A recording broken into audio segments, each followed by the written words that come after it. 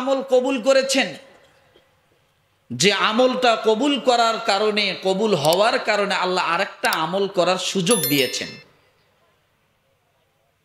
আপনার কোনো একটা কাজ আল্লাহর কাছে পছন্দ হয়েছে, ওই জন্য আল্লাহ ডাক দিয়ে বলছে, বান্দা তোমার ওই আমলটা আমার কাছে পছন্দ, তুমি আরেকটা আমল করার জন্য আমি আল্লাহ তোমাকে সুযোগ করে দিলাম।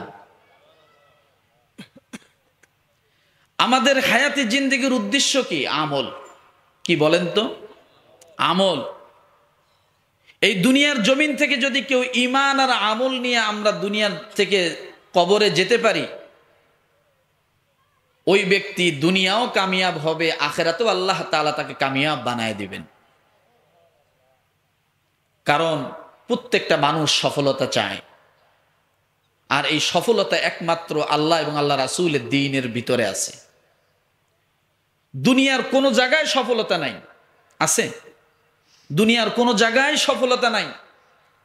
আপনি দেখবেন সফলতা, যত সফলতার দিকে আপনি সামনে ধাবিত হবেন, তত আপনার জন্য আরো দুনিয়া চাপ দিয়ে ধরে আপনাকে সফলতার থেকে ছিটকায়া জাহান্নামের পথে নিয়ে যাবে, তাই না? এই জন্য রব্বুল আলামিন ডাক দিয়ে বলেন,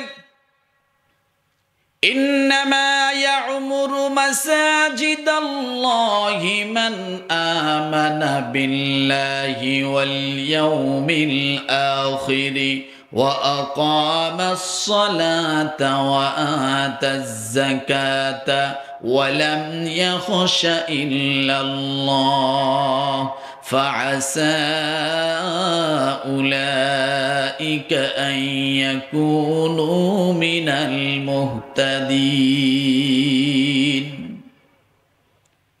কুরআনুল কারীমের আয়াতগুলো শুনলে ঈমান বাড়ে না কমে? জোরে বলেন। আল্লাহু আকবার বলার অভ্যাস আছে? হ্যাঁ, কারণ আল্লাহু আকবার বললে আরো ঈমান বৃদ্ধি হয়। আল্লাহ তো আজকে আমাদের দিকে তাকিয়ে আছেন, ফেরেশতাদের মজমায় আল্লাহ তাআলা এই মুহূর্তে আমাদের বিষয়ে আলোচনা করতেছেন। এই জমিন থেকে নিয়ে আসমান পর্যন্ত ফেরেশতারা সারিবদ্ধ হয়ে দাঁড়িয়ে আছে বেষ্টন করে। সুবহানাল্লাহ বলেন। ফেরেশতাদের সামনে আল্লাহ আপনাদের আমাদের কথা আলোচনা করতেছেন। তাহলে অবশ্যই কোরআনের আয়াতগুলো শুনলে আল্লাহু আকবার বলে একটা গ্রিন সিগন্যাল দিব, আল্লাহকে জানাই দিব, আল্লাহ আমি গুনাহগার হাজির, আপনি আমাকে মাফ করে দেন। পারবো না? আল্লাহ পাক রব্বুল আলামিন বলেন, ইন্নামাল মুমিনুনা আল্লাযীনা ইযা যুকিরাল্লাহু ওয়াজিলাত কুলুবুহুম ওয়া ইযা তুলিয়াত আলাইহিম আয়াতুহু যাদাতুহুম ঈমানান ওয়া আলা রাব্বিহিম ইয়াতাওয়াক্কালুন। আল্লাহ পাক রব্বুল আলামিন ডাক দিয়ে বলেন, দুনিয়ার মানুষ নিশ্চয় যারা মুমিন হয়েছে, রব্বুল আলামিন বর্তমান দুনিয়ার জমিনে মানুষ নামে যারা জন্মগ্রহণ করেছে, তামাম দুনিয়ার মধ্যে প্রায় 850 কোটি মানুষ আছে। আমার আল্লাহ তাআলা 850 কোটি মানুষকে একত্রিত করে এই আয়াতের আলোকে আল্লাহ ডাক দিলেন না। রব্বুল আলামিন একসঙ্গে 600 কোটি মানুষকে মাইনাস করে দিলেন। ওই মানুষ নামে তারা জন্মগ্রহণ করেছে, কিন্তু সত্যিকারে তারা মানুষ হতে পারেনি।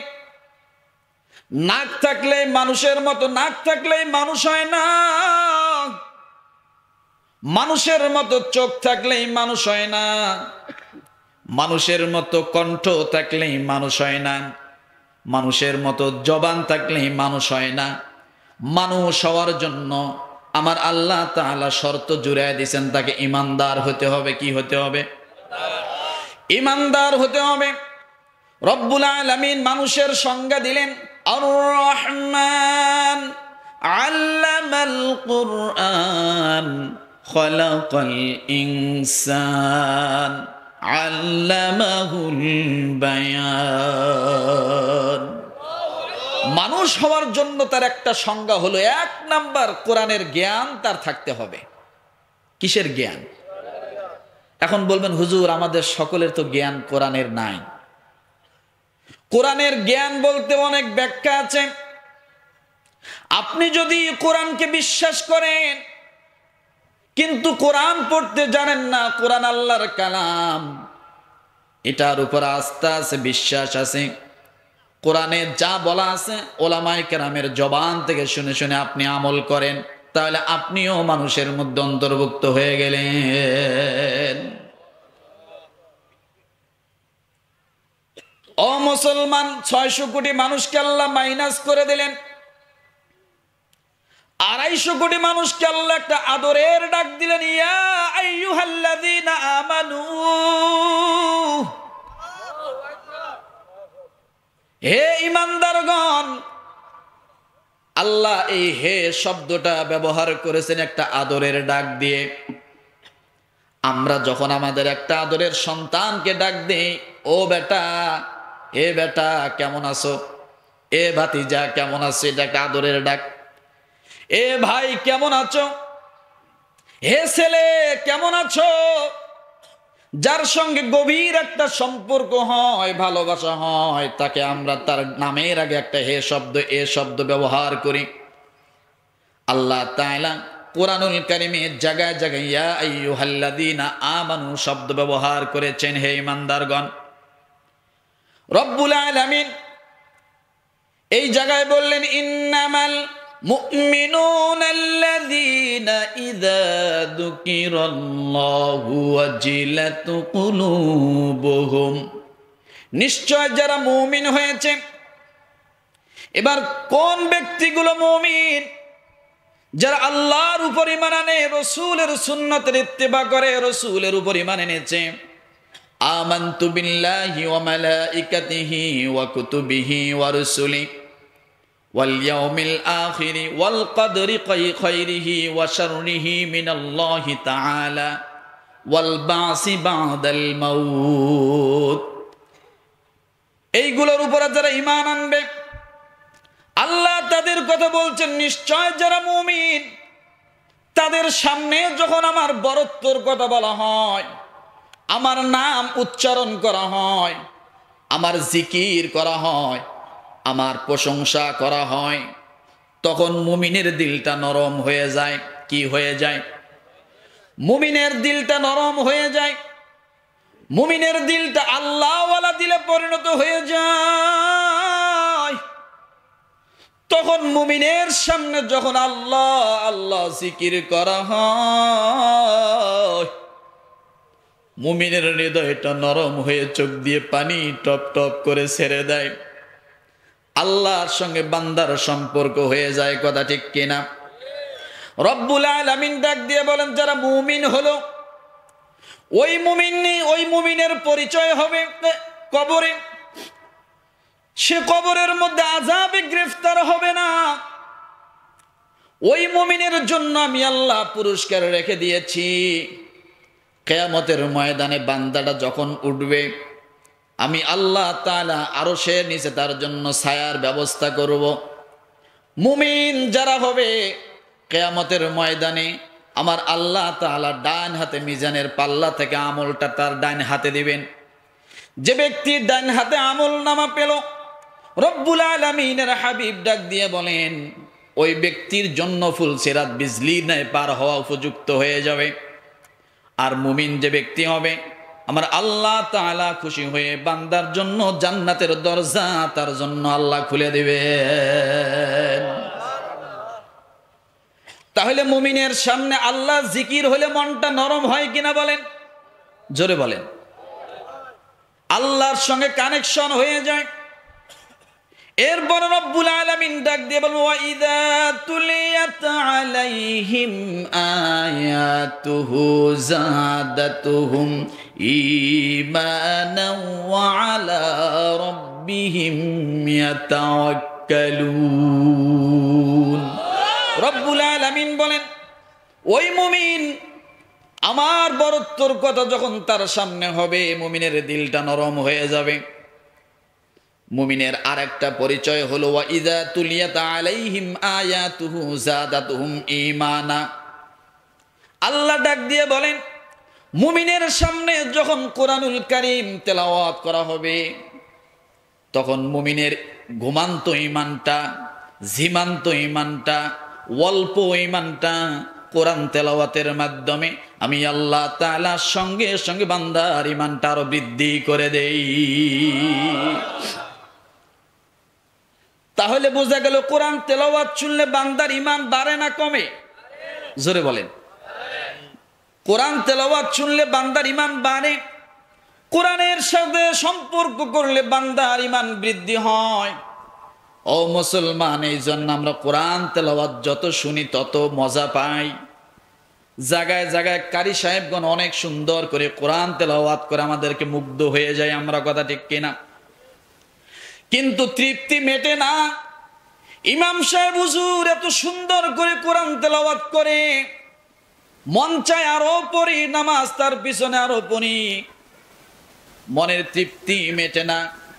এর সারা বছর পরে আমরা খতমে কোরআন তারাবির ব্যবস্থা করি, হাফেজ সাহেবদেরকে রেখে তাদের জবান থেকে আমরা কোরআন তেলাওয়াত শুনি, কথা ঠিক কিনা? পুরা একটি কোরআনুল কারীম খতম করে রমজান মাসে তারাবির মধ্যে। ও মুসলমান, এই দুনিয়ার জমিনে যতদিন পর্যন্ত আপনি থাকবেন, কোরআন তেলাওয়াত যত শুনবেন আপনার তৃপ্তি মিটবে না, তৃপ্তি বাকি থেকেই যাবে। সুবহানাল্লাহ। কেন তৃপ্তি মিটবে না? বান্দা রুচি পরিপূর্ণ কেন হবে না? কিয়ামতের ময়দানে মানুষজন যখন উঠবেন, আমার আল্লাহ তাআলা কিয়ামতের ময়দানে একটা প্যান্ডেল সাজাবেন, ওই প্যান্ডেলের মধ্যে সভাপতি হবেন আমার আল্লাহ। কে হবেন সভাপতি? জোরে বলেন, আরো জোরে। আল্লাহ হবে সভাপতি। প্রধান বক্তা হবেন আমার রাসূল। কে? প্রধান বক্তা হবেন আমার রাসূল। দ্বিতীয় বক্তা হবেন দাউদ আলাইহিস সালাতু ওয়াস সালাম। দ্বিতীয় বক্তা কে? ওই দিন আল্লাহ বান্দাকে ডাক দিয়ে বলবে, আল্লাহ দুনিয়ার জমিনে তোমার কালাম শুনেছিলাম, কিন্তু যত শুনি তত মজা লাগে, কিন্তু তৃপ্তি তো মেটে নেই, শুধু শুনতেই মন চায়। তা আল্লাহ তোমার যেহেতু কালাম, আজকে আপনি একটু তেলাওয়াত করেন, আমরা শুনি। সুবহানাল্লাহ। ও মুসলমান, রব্বুল আলামিন তার কালাম বান্দাদেরকে শোনাবেন। এরপরে আল্লাহ তাআলার একজন দিয়ে শোনাবেন, আমার রাসূলকে দিয়ে কোরআন তেলাওয়াত শোনাবেন। দাউদ আলাইহিস সালাতু ওয়াস সালামকে দিয়ে আল্লাহ কোরআন তেলাওয়াত শোনাবেন। বান্দা ওদিন কোরআন তেলাওয়াত শুনে শুনে পুরা তৃপ্তি হয়ে যাবে। তাহলে ইমানকে যদি বৃদ্ধি করতে চাই, কোরআনুল কারীম তেলাওয়াতের দরকার আছে না নাই? জোরে বলেন। ও মুসলমান, কোন মানুষ যদি কোরআনের সঙ্গে সম্পর্ক রাখে, আল্লাহর বান্দা যদি কোরআন তেলাওয়াতের সঙ্গে সম্পর্ক রাখে, একটি হরফ পড়লে 10টা নেকি। কয়টা? একটি হরফ পড়লে 10টা নেকি। নামাজে কোনো মানুষ যদি কোরআন তেলাওয়াত করে তাহলে 100 নেকি, এর থেকে আরো বেশি নেকি দেওয়া হয়। ও মুসলমান, এই কোরআনুল কারীম যদি কোনো মানুষ তেলাওয়াত করে রোজ প্রতিদিন, আপনি যখন কবরের মধ্যে যাবেন, সঙ্গে সঙ্গে কোরআন যুবকের আকৃতি নিয়ে আপনার সওয়াল জবাবগুলো যখন ফেরেশতা দিবে, সমস্ত সওয়াল জবাবগুলো কোরআন দেওয়ার জন্য প্রস্তুত হয়ে যায়। এখন বলবেন, হুজুর কোরআন তো পড়তে জানি না আমরা অনেকেই, ছোটকালে বাবা পড়ান নাই, অথবা পাঠাইয়াছিলেন অলসতার কারণে মক্তবে যাই নাই, যেতে পারি নাই। আমি বলবো মুসলমান, সূরা ইখলাস কি আপনারা পড়তে জানেন? কয়জন জানেন? সবাই জানি, কথা ঠিক কিনা? কুল হুয়াল্লাহু আহাদ আল্লাহুস সামাদ লাম ইয়ালিদ ওয়া লাম ইউলাদ ওয়া লাম ইয়াকুল লাহু কুফুয়ান আহাদ। আল্লাহর নবী ওই সমস্ত মানুষদের জন্য সুসংবাদ দিয়ে দিলেন, ও আমার উম্মতেরা শোনো, মনটা চাবে কোরআন তেলাওয়াত করার জন্য, কিন্তু হয়তো শেখা হবে না। অন্য কেউ যখন পড়বে তোমার মনটা নরম হয়ে যাবে, চোখ দিয়ে পানি চলে আসবে। কোরআন তেলাওয়াত শুনে শুনে চোখ দিয়ে পানি চলে আসবে। আল্লাহর নবী বলেন, কোন মানুষ যদি প্রতিদিন কমসে কম একটি বার সূরা ইখলাস 3 বার পাঠ করে, কয়বার? 3 বার পাঠ করে। প্রথমবার যখন পাঠ করলো কুল হুয়াল্লাহু আহাদ, বান্দা এই সূরা ইখলাসতে একবার পাঠ করলো, আল্লাহর নবী বলেন সঙ্গে সঙ্গে আমরা আল্লাহ খুশি হয়ে বান্দার আমল নামায় সঙ্গে সঙ্গে 10 পারা কোরআন তেলাওয়াতের সওয়াব দিয়ে দেয়। কয় পারা? কষ্ট হচ্ছে আপনাদের? আল্লাহর নবী বলেন, দ্বিতীয় আরেকবার যদি কেউ সূরা ইখলাস পাঠ করে, 2 বার পড়ার কারণে আল্লাহ 20 পারা কোরআন তেলাওয়াতের সওয়াব দিয়ে দিল। তৃতীয়বার যদি কেউ পাঠ করে, সঙ্গে সঙ্গে 30 পারা কোরআন তেলাওয়াতের সওয়াব আল্লাহ তার আমলনামায় দিয়ে দেয়। ও মুসলমান, বলেন কুল হুয়াল্লাহু আহাদ পড়ার জন্য 3 বার পড়ার জন্য 2 মিনিট সময়ও লাগে না। একবার পড়তে গেলে মনে হয় 12 থেকে 14 সেকেন্ডের মতো লাগে। ধরলাম আধা মিনিটেই লাগলো, অথবা ধরলাম একবার পড়তে গেলে 1 মিনিট লাগলো। ধরেন আপনার 24 ঘন্টা হায়াতি জিন্দেগির দিনে 3 বার কি আপনারা পারবেন না সূরা ইখলাস পড়ার সময় বাইর করতে? পারবেন? কে কে পারবেন? আল্লাহ কবুল করুন, বলে আমিন। যতদিন বেঁচে আছেন সূরা ইখলাস আপনি আপনার জীবনেতে ফিট করে নেন।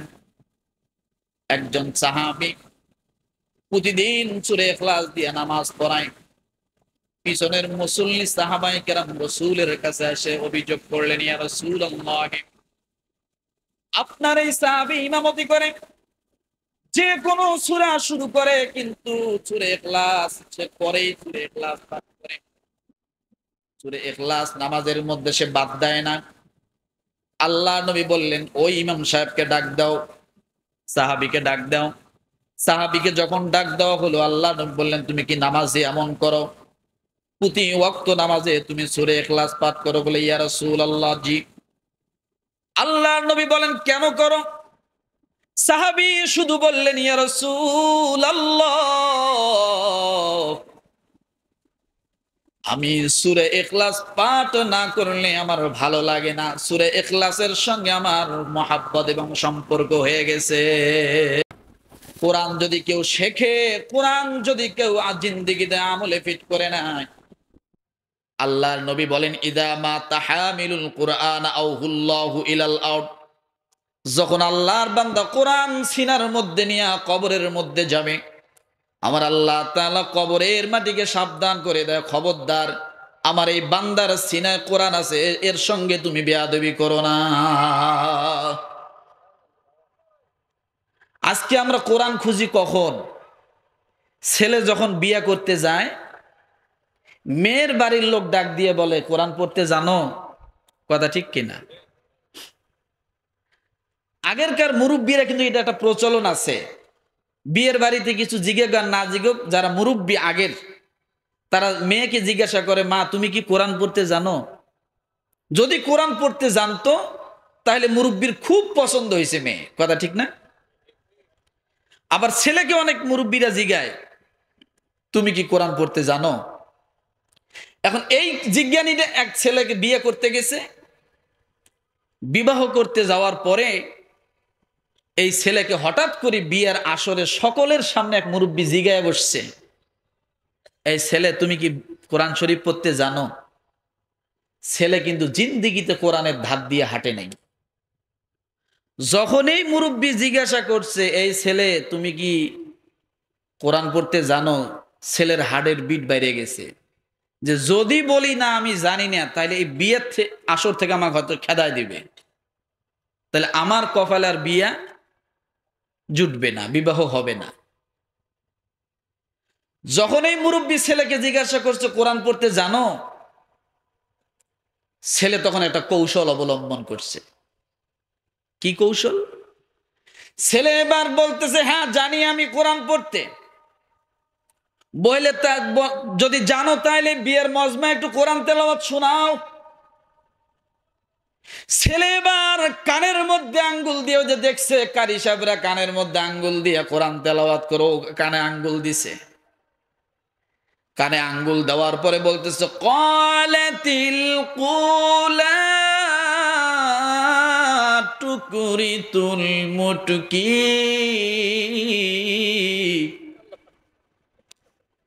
কি কি বলছে?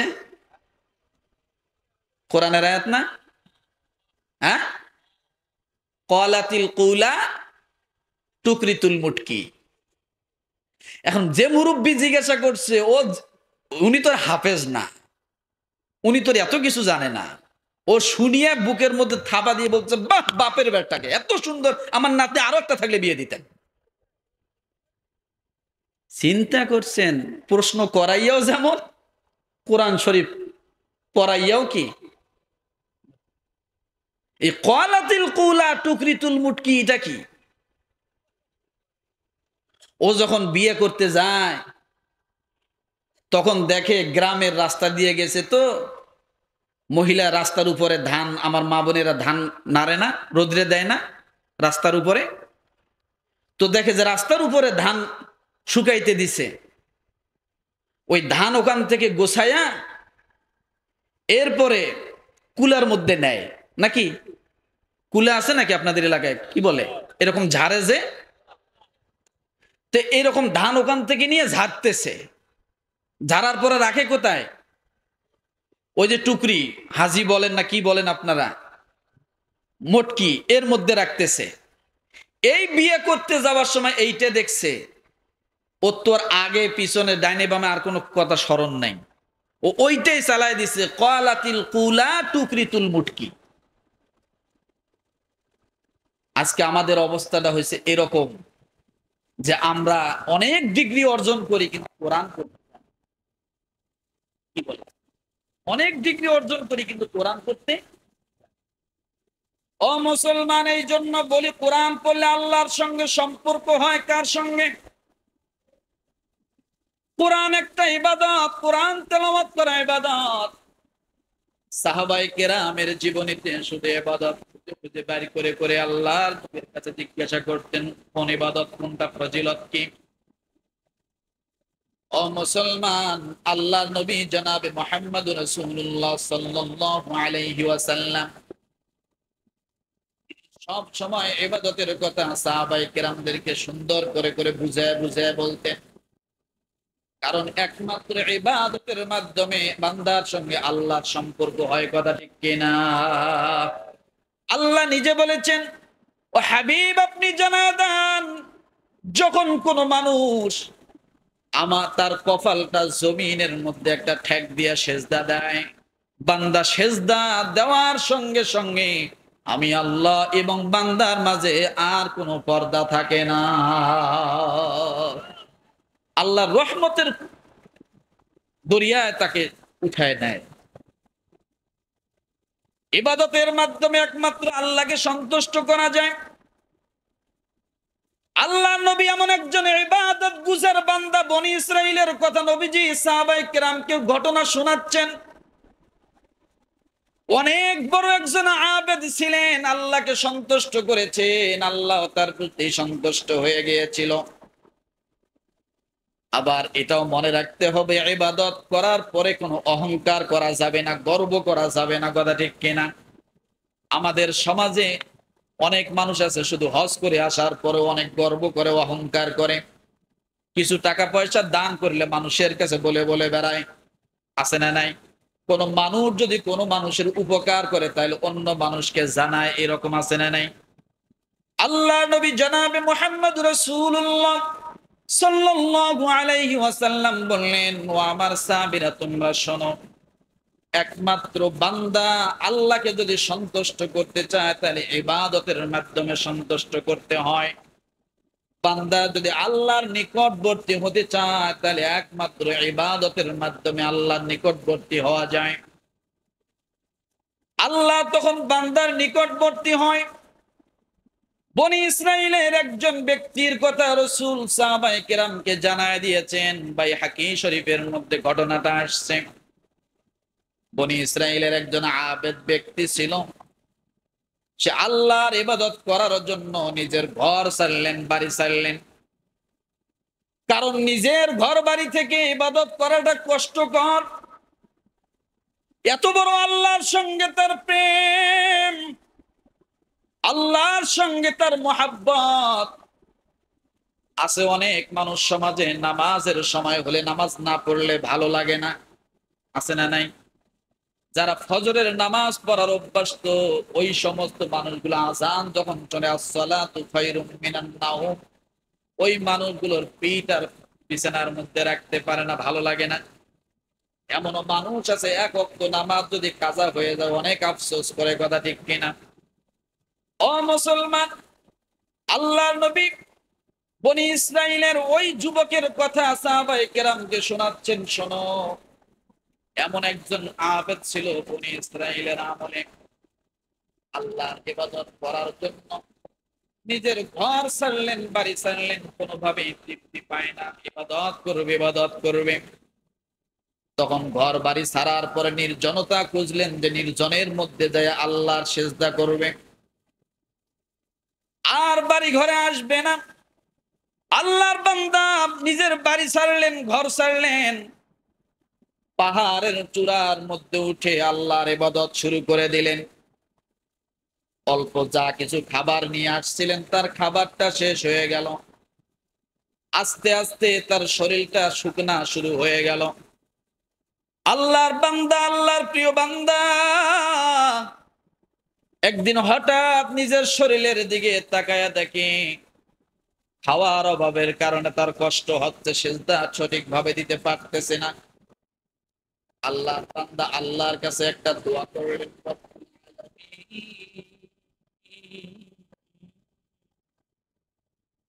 আমি তোমার ইবাদত করার জন্য বাড়ি ছাড়লাম, ঘর ছাড়লাম, সব ছেড়ে দিয়েছি। তোমাকে সিজদা না করলে আমার ভালো লাগে না। যখন আমি সিজদার মধ্যে যাই আল্লাহ, আমি সিজদা থেকে আমার মাথাটা উঠাইতে মন চায় না। এত মজা পাই, এত শান্তি পাই, এত সুখ পাই আমি সিজদা দিয়া। আল্লাহ, আমি তো তোমার সিজদা করতেছি, কিন্তু আমার খাবারের তো কোনো ব্যবস্থা নাই। আয় আল্লাহ, তুমি আমার খাবারের ব্যবস্থা করে দাও। এই কথা যখনই বলেছেন, সঙ্গে সঙ্গে রব্বুল আলামিন ওই আল্লাহর বান্দা আবেদের সামনে জান্নাতি ফল, জান্নাতি ডালিম গাছের একটা আনাম, ডালিম গাছের ফল আল্লাহ তাআলা বান্দার সামনে উপস্থিত করে দেয়। বান্দার খাওয়ার ব্যবস্থা হলো ডালিম গাছ। ওই ডালিম গাছ থেকে ডালিম নাই, আর ডালিম খায়, আর আল্লাহর ইবাদত করে, জিকির করে, নামাজ পড়ে, নামাজের মধ্যে থেকে লম্বা লম্বা সিজদা দেয়। আবার বান্দা দ্বিতীয়বার আল্লাহর কাছে দোয়া করলো, রব্বুল আলামিন, আয় আল্লাহ, তুমি তো আমার ভারী খাবারের ব্যবস্থা করেছো, কিন্তু পানির তো কোনো ব্যবস্থা নাই। বান্দাটা যেখানে অবস্থান করত ওই জায়গার পাশে ছিল সাগরের কিনারে, সব পানি হলো নোনা পানি, মিষ্টি পানির কোনো ব্যবস্থা ছিল না।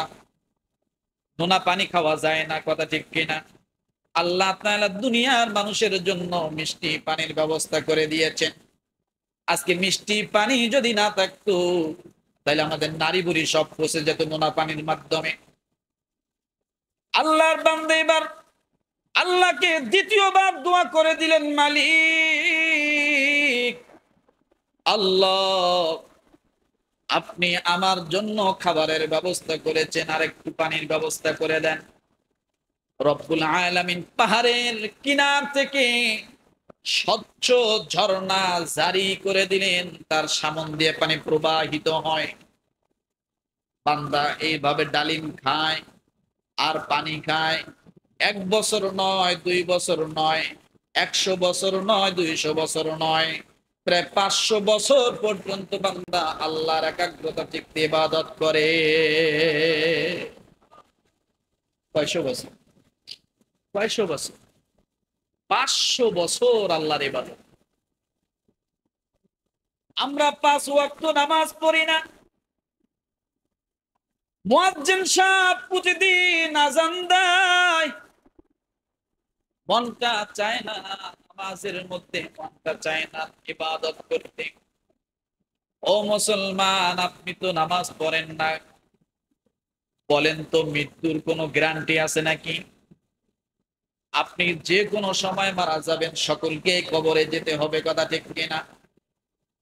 কিয়ামতের ময়দানে যখন উঠবেন, আপনার বয়স যদি 60 বছর হয়, আল্লাহর আদালতের সামনে যখন উঠবেন, সর্বপ্রথম কিয়ামতের প্রশ্ন হবে, বান্দা নামাজ পড়েছো কিনা? প্রথম প্রশ্ন, সর্বপ্রথম প্রশ্ন কি? নামাজ, নামাজ পড়েছো কিনা? সর্বপ্রথম কিয়ামতের ময়দানে প্রশ্ন, নামাজ পড়েছো কিনা। প্রথম প্রশ্ন যদি আপনি ফেল করে যান, সব জায়গায় ফেল করে যাবেন। আর প্রথম প্রশ্ন যদি আপনি পাস করেন, আমার আল্লাহ নামাজের খাতিরে বাকি সব প্রশ্নগুলো আপনার জন্য আসান করে দিবেন। কিন্তু আপনি নামাজ পড়েন নাই। আল্লাহ যদি ডাক দিয়ে বলে, বান্দা 60 বছরের নামাজের হিসাব আমি তোমার কাছে চাই না, বান্দা আমি তোমার কাছে একটা ওয়াক্ত নামাজের হিসাব চাই। কয়টা? একটা ওয়াক্ত নামাজের হিসাব দাও। আপনি যদি বলেন আল্লাহ কোন ওয়াক্তের নামাজ, আল্লাহ ডাক দিয়ে বলবে, বান্দা তুমি আসরের আগে মারা গিয়েছো, জোহরের নামাজ যদি আমার সামনে আনতে পারো, আমি আল্লাহ তাআলা আজকে তোমাকে এক্ষুনি মাফ করে দিব। এখন আপনার যদি জোহরের নামাজটা না থাকে, কোথা থেকে এনে দিবেন? ওই দিন আপনি গ্রেফতার হয়ে যাবেন, ধরা খেয়ে যাবেন, কথা ঠিক কিনা? ও মুসলমান, এই জন্য প্রতিটা মুহূর্ত মনে করতে হবে, এই ওয়াক্তের নামাজ আমার জীবনের শেষ নামাজ। এই ওয়াক্তের নামাজ আমার জীবনের শেষ নামাজ।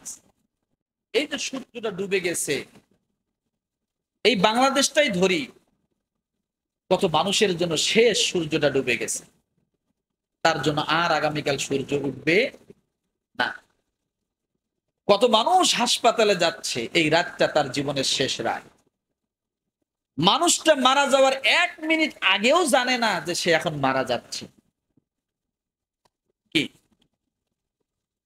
ও মুসলমান, বাংলাদেশের সবচাইতে বড় ধনী মারা যাওয়ার আগে ডাক্তারকে যদি ডাক দিয়ে বলে, ডাক্তার আমার যত সম্পদ আছে সব তোমার নামে লিখে দিব, আমাকে একটা দিন বাঁচার জন্য সুযোগ করে দাও। তামাম দুনিয়ার সমস্ত ডাক্তার বিজ্ঞান মিলিয়া বলেন, ওই মানুষটার হায়াত শেষ হয়ে গেলে ডাক্তার যাকে পারবে একটা দিন তাকে জীবিত রাখতে। ও মুসলমান, এই জন্য আল্লাহর কাছে আবার ফিরে যেতে হবে। এই জন্য বান্দার ইবাদতের দরকার আছে না নাই? জোরে বলেন, বান্দার ইবাদতের দরকার আছে। ওই বান্দা 500 বছর ইবাদত করলো, কয়শো বছর? দোয়া করছে কয়টা? 2টা। 1 নাম্বার দোয়া হলো, আল্লাহ তুমি আমার জন্য খাবারের ব্যবস্থা করে দাও। দোয়াটা সঙ্গে সঙ্গে আল্লাহর দরবারে কবুল হয়ে গেল, আল্লাহ ডালিম গাছের ব্যবস্থা করে দিলেন। 2 নাম্বারে দোয়া করলো, আল্লাহ খাবারের ব্যবস্থা করেছো, পানির তো ব্যবস্থা নাই, আল্লাহ তুমি আমাকে পানির ব্যবস্থা করে দাও। সঙ্গে সঙ্গে পাহাড় থেকে ঝর্ণা প্রবাহিত হওয়া শুরু হলো, আল্লাহ পানির ব্যবস্থা করে দিলেন। বান্দা এক এক করে 500 বছর পর্যন্ত আল্লাহর ইবাদত করে। কয়শো বছর? 500 বছর ইবাদত করার পরে হঠাৎ একদিন নিজের দিকে তাকাইয়া দেখে চামড়াগুলো ঢিলা হয়ে গেছে, দাড়িগুলো সব সাদা হয়ে গেছে, আগের মতো কোমরে শক্তি নাই। আগে যেভাবে রুকু দিত এখন আর ওইভাবে রুকু দিতে পারে না। আগে যেভাবে সেজদা দিত ওইভাবে আর বান্দা সেজদা দিতে পারে না। যারা যে সমস্ত বাবারা মুরব্বী হয়েছেন, যুবকের দিকে একটু তাকান। আপনার যুবক বয়সে কত ওজনের কাজ করেছেন, কত শক্তির কাজ করেছেন। এখন শুধু পায়ে হেঁটে মসজিদে যাবেন, এটাই কষ্ট, কথা ঠিক কিনা? বিছানা থেকে নামতে পারে না, আবার বিছানায় উঠতে পারে না। ও মুসলমান, আল্লাহর বান্দা 500 বছর ইবাদত করার পরে নিজের শরীরের দিকে তাকাইয়া দেখে চামড়া ঢিলা হয়ে গেছে। এবার তার মরণের কথা স্মরণ হয়ে গেছে। মালিক, আমি মনে হয় আর বেশি দিন বাঁচবো না গো আল্লাহ। আয় আল্লাহ, চামড়া ঢিলা হয়ে গেছে, দাড়িগুলো সব পেকে গেছে গো রব্বুল আলামিন। 2টা দোয়া করেছিলাম, 2টা দোয়া তুমি কবুল করেছ। আয় আল্লাহ, আমার শেষ সময় এসে গেছে, আর 2টা দোয়া তোমার কাছে আমি করতে চাই। কয়টা? কয়টা? আর 2টা দোয়া আমি তোমার কাছে করব। আয় আল্লাহ, এই 2টা দোয়া করার পরে তুমি কবুল করে নিও। আর তুমি যে ওয়াদা দিয়েছো, ওমা খালাকতুল জিন্না ওয়াল ইনসা ইল্লা লিয়াবুদুন, বান্দা আমার ইবাদত করবে, আমার কাছে বান্দা পাওনা হবে জান্নাত। কি বলেন? আমাদের কাছে আল্লাহ পায় কি? ইবাদত। আমরা কি করব? ইবাদত। আর আমরা আল্লাহর কাছে কি পাবো? জান্নাত। এটা আল্লাহর ওয়াদা। আল্লাহর বান্দা ডাক দিয়ে বলে, আমি ইবাদত করতেছি, তোমার পাওনা আমি তোমাকে বুঝিয়ে দিচ্ছি গো আল্লাহ। আমার প্রাপ্য হলো জান্নাত। এই ইবাদতের পরে তুমি আমাকে জান্নাত দিবা, সেটা তো ঠিক আছে, কিন্তু রব্বুল আলামিন, আমার মারা যাওয়ার আগে 2টা তো আমি তোমার কাছে করতে চাই গো। আল্লাহ ডাক দিয়ে বলে, বান্দা কি দোয়া করবা করো, আমি আল্লাহ তাআলা তোমার দোয়াকে কবুল করে নেব। বান্দা 1 নাম্বার দোয়া করলো, আল্লাহ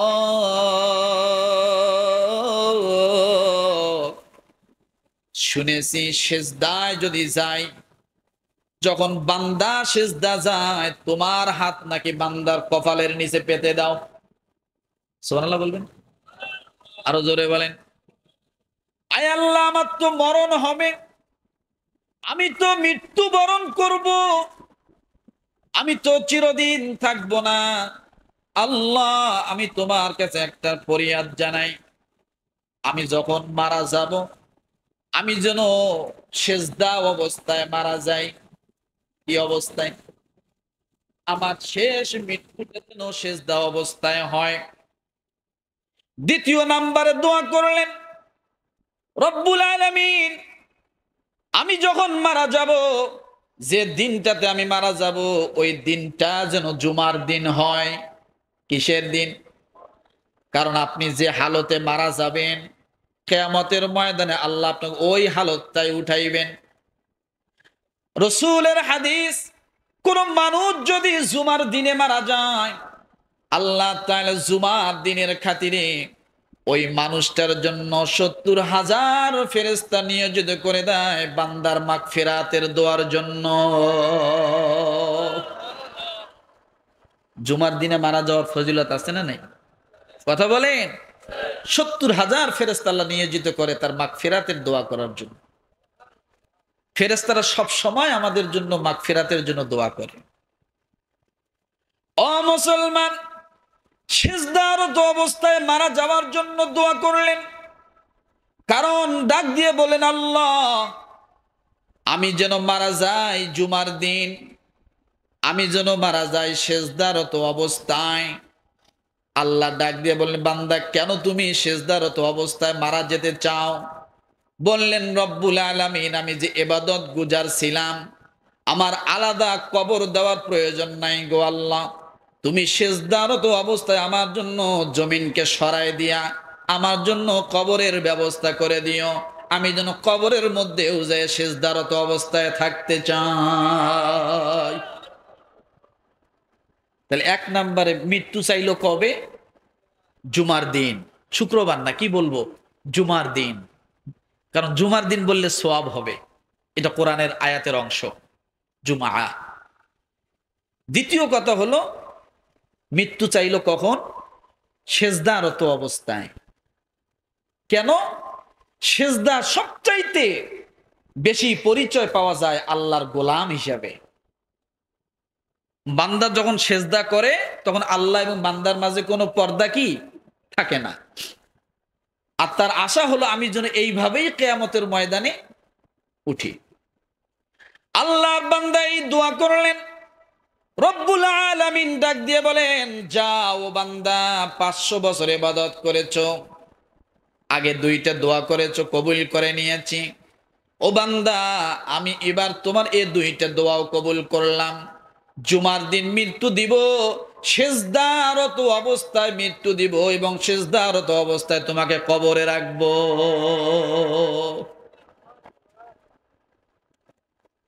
বান্দার মৃত্যু হয়ে গেল জুমার দিন। 500 বছর ইবাদতের পরে বান্দার মৃত্যু হয়ে গেল জুমার দিন, সেজদারত অবস্থায় মারা গেল।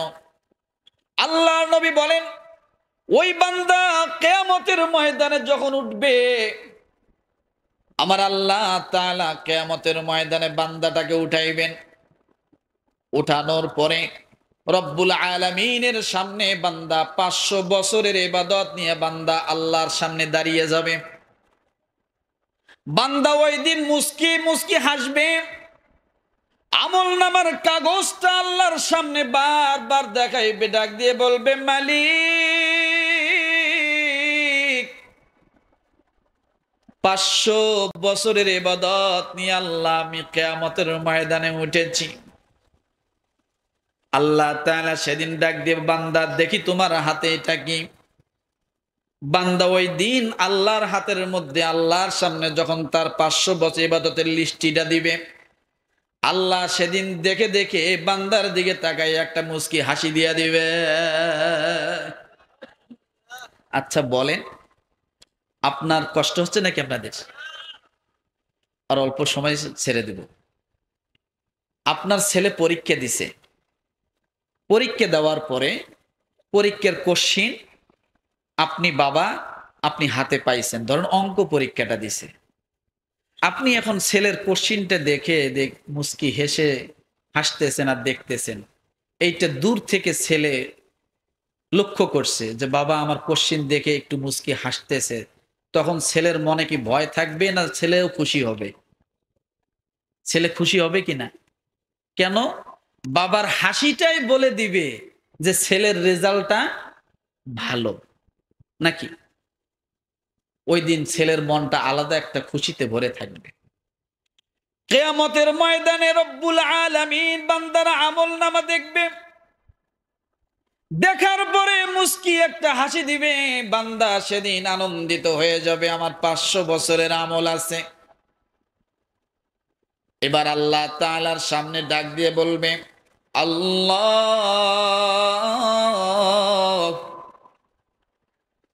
তোমার পাওনা ছিল ইবাদত, তুমি ইবাদতের জন্য আমাকে তৈরি করেছো, বানাইছো, দুনিয়াতে পাঠাইছো। আমার পাওনা, তোমার পাওনা ছিল ইবাদত, আমি তোমার ইবাদত দিয়েছি 500 বছর। ও আল্লাহ, আমি এবার তোমার কাছে পাওনা হলাম জান্নাত। কি বলেন?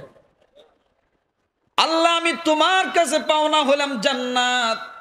রব্বুল আলামিন সঙ্গে সঙ্গে ডাক দিয়ে বলে, ও ফেরেশতারা তোমরা এদিকে আসো। ফেরেশতারা যখন আসলো, আসার পরে আল্লাহ ডাক দিয়ে বলেন, আমার এই বান্দার 500 বছর ইবাদত আছে, আমার এই বান্দা 500 বছর ইবাদত করেছে আমার, কিন্তু এই বান্দাটাকে আমার দয়ায় তাকে জান্নাতে তোমরা নিয়ে যাও। কার দয়ায়? কার দয়ায়? আল্লাহর দয়ায়। আল্লাহ বললেন, আমার দয়ায় আমি ওকে জান্নাত দিলাম, ও ফেরেশতারা আমার এই বান্দাটাকে তোমরা জান্নাতে নিয়ে যাও। এই কথা যখন রব্বুল আলামিন বলবেন, ও ফেরেশতারা, আমার এই বান্দা 500 বছর ইবাদত করেছে, কিন্তু আমার এই বান্দা আমার কাছে পাওনা হলো জান্নাত। আমি দয়া করে আমার বান্দাটাকে আমি জান্নাত দিলাম, এই বান্দাটাকে জান্নাতে নিয়ে যাও। এই কথা যখন রব্বুল আলামিন বলবেন, বান্দা হঠাৎ করে রাগ হয়ে উঠবে, গুসসা হয়ে যাবে। আল্লাহর সামনে বান্দা একটা ঝাড়ি দিয়ে দাঁড়িয়ে যাবে, ডাক দিয়ে বলবে, আল্লাহ এটা কেমন কথা? তুমি আমার কাছে পাও না কি? ও আল্লাহ, তুমি আমার কাছে পাও না হলো ইবাদত। কথা ঠিক না? বান্দার কাছে আল্লাহ পাও না কি? বান্দা সেদিন রাগ হয়ে যাবে, আল্লাহর সামনে ঘুরে দাঁড়িয়ে যাবে আর ডাক দিয়ে বলবে, আল্লাহ তুমি আমার কাছে 500 বছরের ইবাদত পেয়েছো কিনা? বলে হ্যাঁ পাইছি। তাহলে আমি যদি 500 বছর ইবাদত করি, তাহলে আমি তোমার কাছে কি পাও না? বলে জান্নাত। তাহলে আমি তোমার কাছে জান্নাত হলাম প্রাপ্য 500 বছরের মাধ্যমে। কিন্তু এখন কেন তুমি বলতেছো আমার দয়ায় আমি আমার বান্দাটাকে জান্নাত দিলাম? দয়ার কি দরকার? কথাটা বোঝেন নাই? বান্দা বলতেছে আমি ইবাদত করছি, তুমি আমাকে কি দিবা? জান্নাত। এটাই তো কথা। তুমি আবার বলতেছো আমার দয়ায় আমি আমার বান্দাকে জান্নাত। তোমার দয়ার দরকার কি এখানে? আমি ইবাদত করছি, তুমি জান্নাত দিবা। সুবহানাল্লাহ বলে, আরো জোরে বলে। তার মানে একটা জিনিস বুঝে, মনে করেন এই কাগজটা আমি আপনার কাছে জমা রাখলাম, আমার কিছু টাকা দরকার।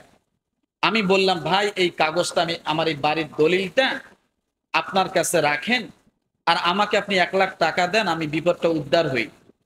পরে আমি যখন আপনাকে টাকা দিব, আপনি আমার কাগজটা কি দিবেন? ফিরিয়ে দেবেন। এইটাই তো কথা। এখন 1 লাখ টাকা আমি নিয়ে আমার কাজে লাগালাম, কিন্তু আমার বাড়ির জমির দলিলের আপনার কাছে আমি কি রাখছি? জমা রাখছি। এখন আমি যখন আপনাকে টাকা দিব, তখন আপনি আমাকে কি দিবেন? দলিল ফেরত দিবেন না নাকি? এখন দলিল ফেরত দিতে যাইয়া আপনি বলতেছেন, হুজুর জান, আমি আপনাকে আমার দয়ায় আপনাকে দলিল ফেরত দিলাম। এটা কি হলো? এটা কি হলো?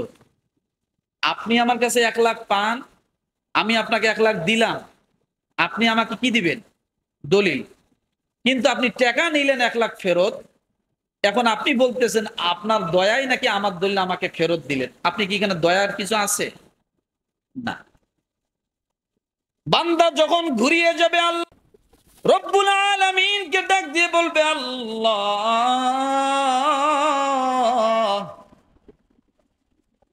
তুমি আমার কাছে 500 বছরের ইবাদত পাইছো কিনা? বলে হ্যাঁ বান্দা পাইছি। তাহলে আমি তোমার কাছে জান্নাত প্রাপ্য, তুমি আমাকে জান্নাত দিবা। তাহলে মাঝখানে তুমি কেন দয়ার কথা ঢুকাই দিলে? তোমার দয়ায় তুমি জান্নাত দিচ্ছ। রব্বুল আলামিন ডাক দিয়ে বলে, বান্দা যখন তুমি 500 বছরের ইবাদত করতেছিলা, বলো দোয়া করেছো কয়টা? আল্লাহ ডাক দিয়ে বলে, বান্দারে কয়টা দোয়া করেছো? বলে 4টা। প্রথম নাম্বার দোয়া ছিল খাবারের ব্যবস্থা করার জন্য, আমি করেছি কিনা? বলে হ্যাঁ। দ্বিতীয় নাম্বারে পানি চেয়েছো, পানির ব্যবস্থা করেছি নাকি? বলে হ্যাঁ। তৃতীয় নাম্বারে জুমার দিনে মৃত্যু চাইছো, বলে জি হ্যাঁ। পাইছো কিনা? বলে পাইছি।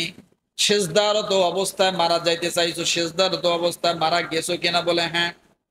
আল্লাহ ডাক দিয়ে বলে, বান্দা তোমার 500 বছরের ইবাদত করতে যাই তুমি 4টা দোয়া করেছো, যা চাইছো আমি তাই দিছি। কথা ঠিক কিনা? তাহলে তোমার ইবাদত করতে যায় তুমি যা চাইলা তাই দিলাম।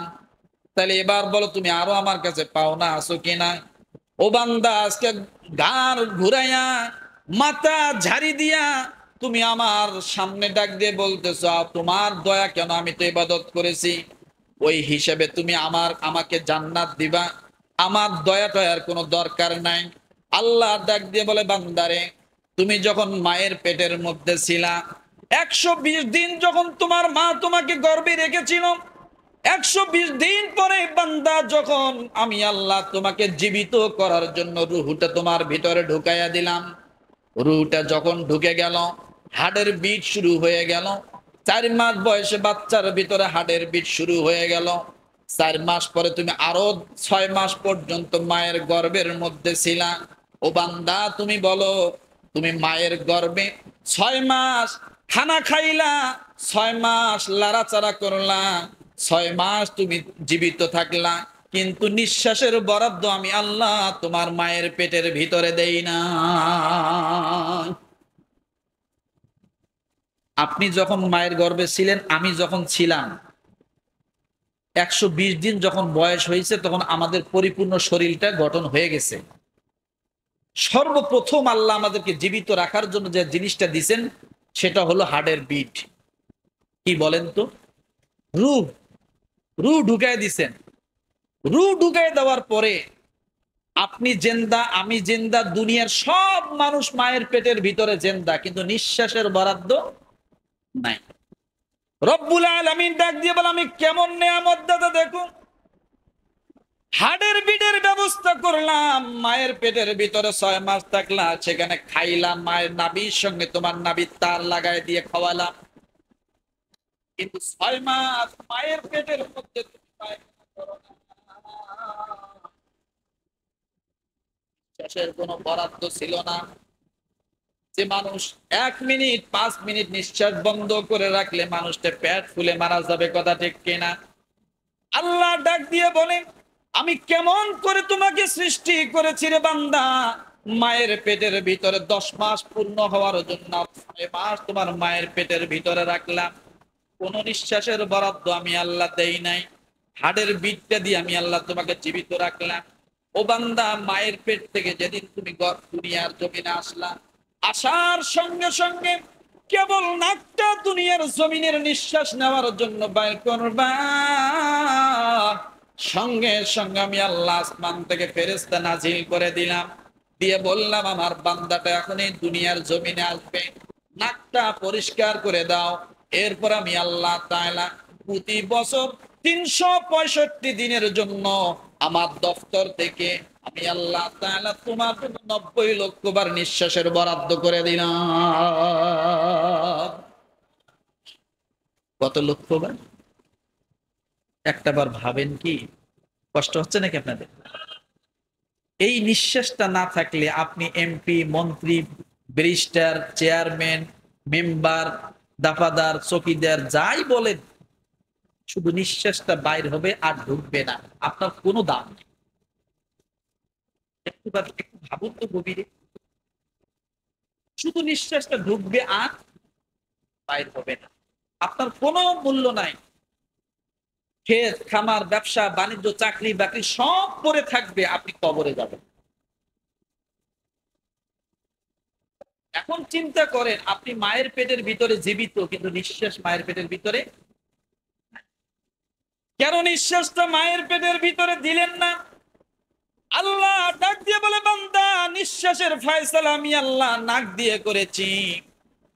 মায়ের পেটের ভিতরে আমি যদি নিঃশ্বাসের বরাদ্দ দিতাম, নাক দিয়ে শুধু নিঃশ্বাস টানতাম, বাতাস তো যেতই না, মায়ের ফলের পানিগুলো তোমার নাক দিয়ে ঢুকে যেত, তুমি মারা যাইতা।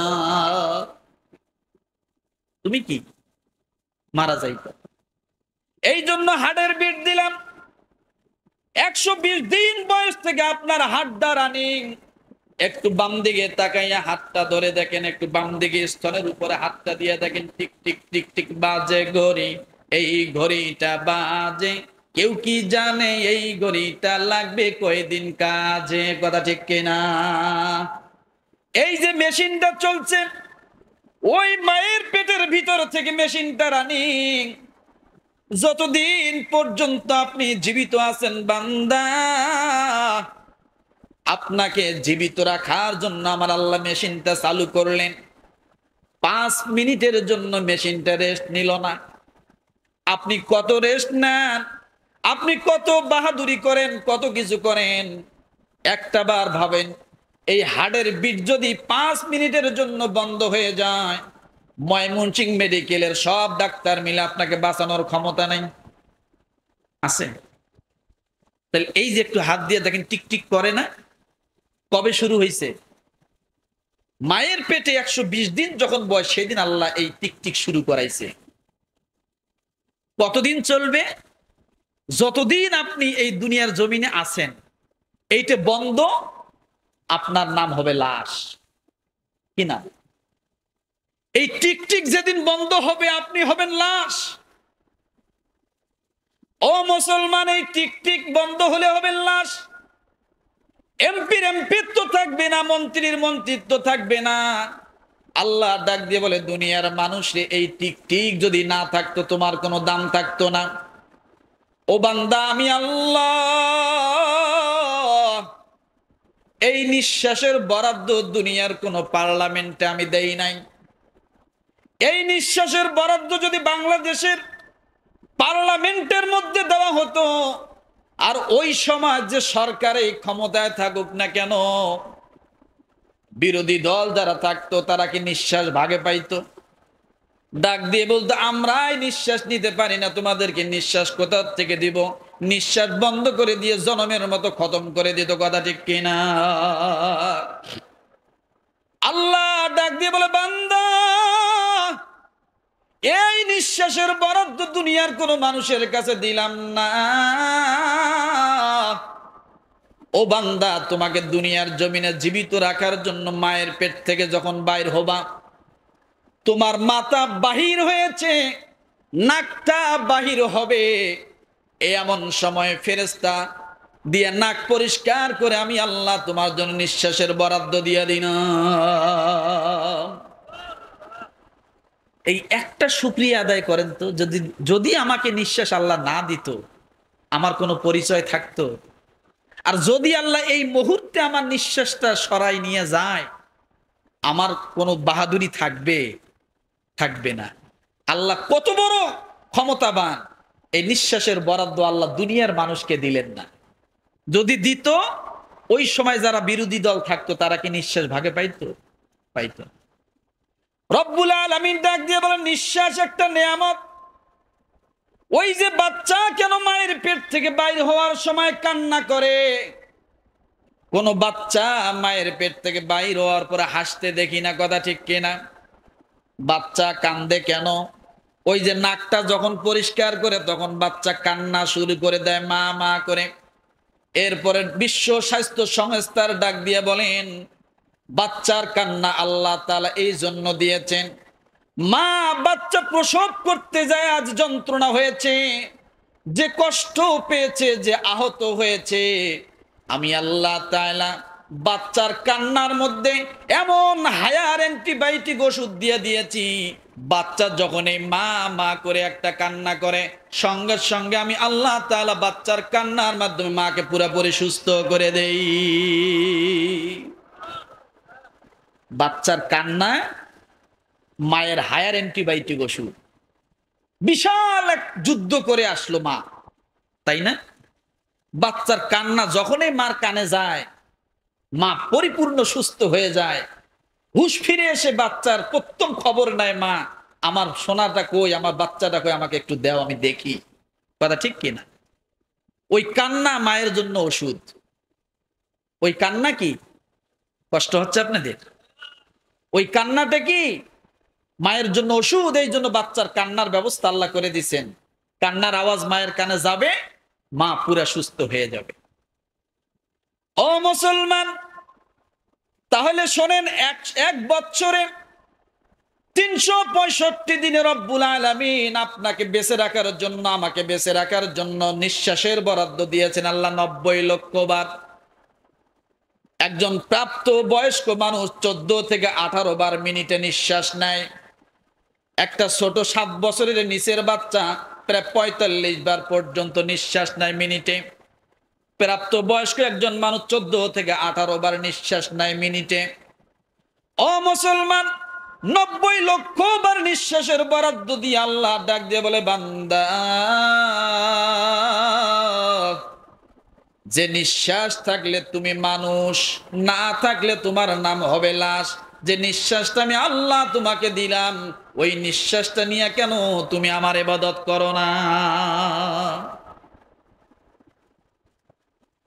এরপর রব্বুল আলামিন ডাক দিয়ে বলে, বান্দা, এই যে মায়ের পেটের ভিতরে তোমাকে হাড়ের বিট দিলাম, বছরে কতবার তোমাকে দিয়েছি তুমি জানো না? তোমাকে বেঁচে রাখার জন্য হাড়ের বিট 5 মিনিট বন্ধ থাকবে, তোমার নাম হয়ে যাবে লাশ। কথা ঠিক কিনা?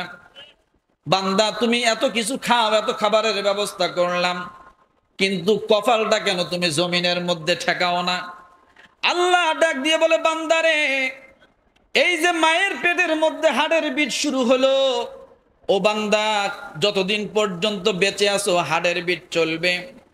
যেদিন তোমার হাড়ের বিটটা আমি টান দিয়ে নিয়ে আসবো, বন্ধ হবে, সেদিন হবে তোমার নাম লাশ। 365 দিনে তুমি কতবার হাড়ের বিট নিয়েছো তোমার জন্য আমি আল্লাহ বরাদ্দ করছি তুমি জানো না? একজন মানুষ প্রায় 1 মিনিটে 70 থেকে 72 বার হাড়ের বিট দেয়। কতবার? কতবার? 60 সেকেন্ডে 70 থেকে 72 বার হাড়ের বিট দেয়। 1 সেকেন্ডের একটু কম সময় লাগে হাড়ের বিট। আল্লাহ ডাক দিয়ে বলে, বান্দারে, 70 থেকে 72 বার হাড়ের বিট দিয়ে প্রতিটা মিনিট আমি আল্লাহ তোমাকে জীবিত রাখলাম। ও বান্দা, তুমি জানো না 365 দিন আমি আল্লাহ তোমাকে জীবিত রাখার জন্য কতবার হাড়ের বিট বরাদ্দ করেছি?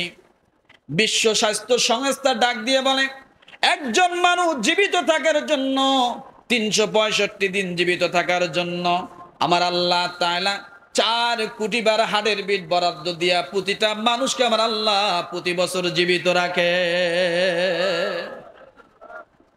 কত কোটি? 4 কোটি। যেটা আপনার 1 সেকেন্ড লাগবে না বন্ধ হতে, 1 সেকেন্ড লাগবে না আপনার নাম লাশ হতে, 1 সেকেন্ড লাগবে না তামাম দুনিয়া তছনছ হতে। এইটার হিসাবটা আমরা একবার রাখলাম না, তাই না? রব্বুল আলামিন ডাক দিয়ে বলে, বান্দারে, এইভাবে কত নিয়ামত আমি আল্লাহ তোমাকে দিলাম। ও বান্দা, আমার নিয়ামত গুলো দেখো, খাও এবং আমার শুকরিয়া আদায় করো।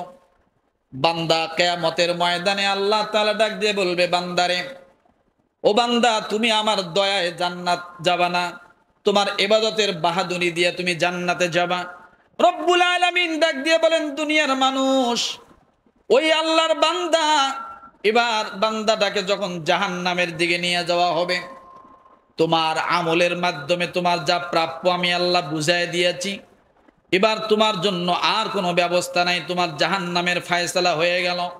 আল্লাহ সেদিন বান্দা ফিরায় আল্লাহর দিকে তাকায়া ডাক দিবে, রব্বুল আলামিন, আল্লাহ, আমি যা বলেছি আমার ভুল হয়েছে, অন্যায় হয়েছে, 1 মিনিট কেন তামাম জিন্দেগি ধরে যদি তোমার নিয়ামতের শুকরিয়া আদায় করে শেষ করতে পারবো না, আল্লাহ তুমি আমাকে মাফ করে দাও, আমার জন্য জান্নাতের ফায়সালা করে দাও।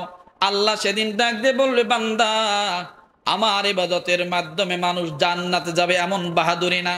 আমি আল্লাহ তাআলা প্রতিটা মানুষের প্রতি রহম করব, দয়া করব, ওই দয়ার মাধ্যমে আমি আল্লাহ বান্দার জন্য জান্নাতের ফায়সালা করে দিব। এই জন্য রব্বুল আলামিন বলেন, ইন্নামা ইয়ামুরু মাসাজিদাল্লাহি মান আমানা বিল্লাহি ওয়াল ইয়াউমিল আখির ওয়া আকামাস সালাতা ওয়া আতাজ যাকাতা ওয়া লাম ইয়াখশা ইল্লাল্লাহ। মসজিদ তো তারাই আবাদ করবে যারা নামাজি, কথা ঠিক না? তাহলে মসজিদের দরকার আছে না নাই? কথা বলেন। মসজিদের কারণে, মসজিদের খাতিরে, মসজিদে যারা যাতায়াত করে তাদের খাতিরে আল্লাহ তাআলা ওই এলাকায় আযাব দেন না। তাহলে মসজিদ আবাদ করবে কারা? যারা ঈমানদার, যারা আল্লাহর প্রতি ঈমান আনছে, যারা আখিরাতের প্রতি ঈমান আনছে, কথা ঠিক না? আমাদের ঈমান আল্লাহ তাআলার প্রতি আছে না নাই? না আসলে, না থাকলে তো এখানে বসতে পারতাম না। আজকে মসজিদের আয়োজন, ও মুসলমান, এই মসজিদের সাথে কত মানুষের মন লেগে আছে, আছে না? আল্লাহ তাআলা বলেন, যদি তোমরা জান্নাতের সার্টিফিকেট চাও, হেদায়াত চাও, তাহলে তোমরা সকলে মসজিদ আবাদকারী হয়ে যাও। মসজিদের সঙ্গে তোমরা তোমাদের মনটাকে ঝুলাইয়া রাখো, মসজিদের সাথে তোমরা মহাব্বত রাখো, কারণ মসজিদে গেলে বান্দার গুনাহ মাফ হয়, মসজিদে গেলে আল্লাহকে সিজদা দেওয়া যায়, মসজিদে গেলে বান্দার সাথে আল্লাহর সম্পর্ক তৈরি হয়ে যায়। তাহলে আমাদের নামাজ পড়া দরকার আছে না নেই? হ্যাঁ, নামাজ পড়া দরকার আছে না নাই? 5 ওয়াক্ত নামাজ পড়বো কিনা? ইনশাআল্লাহ 5 ওয়াক্ত নামাজ পড়বো। দ্বীনের কাজগুলোতে, দ্বীনি প্রতিষ্ঠানগুলোতে আমরা সব সময় সহযোগিতা করব, দান করব, পারবো না ইনশাআল্লাহ? এবং ভয় করব কাকে? কাকে? ইমানদার সব সময় ভয় করে আল্লাহকে। দুনিয়ার কোন চোখ রাঙ্গানিকে ইমানদার ভয় পায় না। ওয়ালাম ইয়াখশা ইল্লাল্লাহ।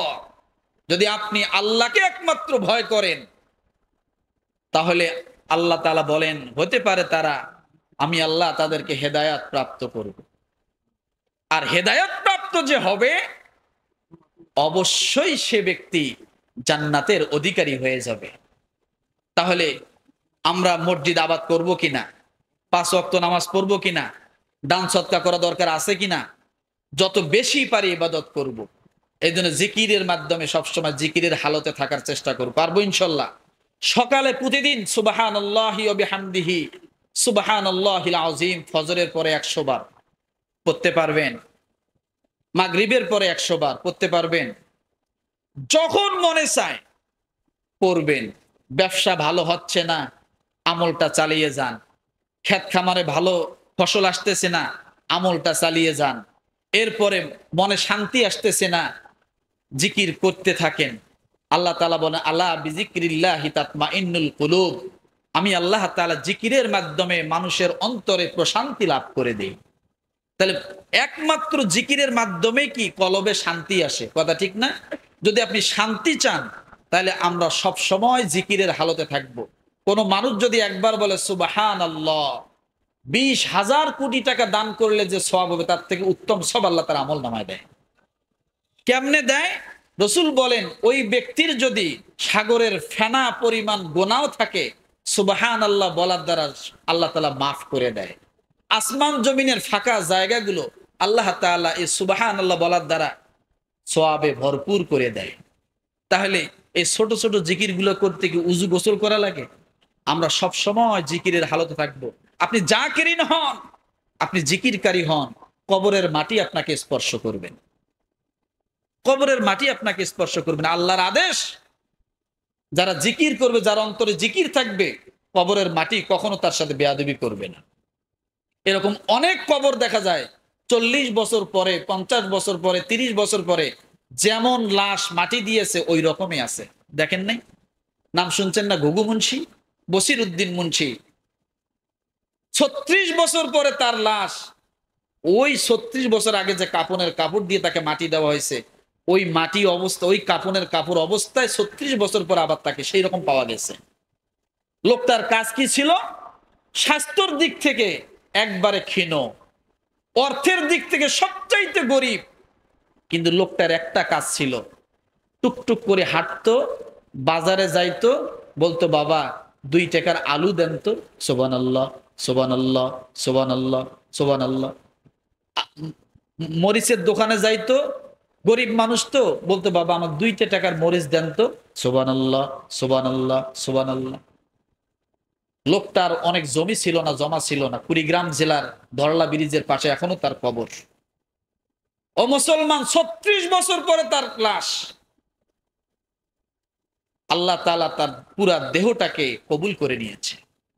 তাহলে বোঝা গেল এই দেহটাকে পবিত্র রাখার জন্য, জাহান্নাম থেকে মুক্তি পাওয়ার জন্য একমাত্র আল্লাহর জিকির, আল্লাহর ইবাদত ছাড়া আর অন্য কোনো পন্থা নাই। আপনি যতই সেন্ট মাখেন না কেন, সেন্ট দিয়ে এই দেহকে সতেজ রাখা যাবে না। যাবে? আল্লাহ তাআলা আমাদের সকলকে যে কথাগুলো বললাম প্রত্যেকটা কথা আমল করার জন্য তৌফিক দান করুক। আমিন। ওয়া আখির দাওয়ানা আনিল হামদুলিল্লাহি রাব্বিল আলামিন।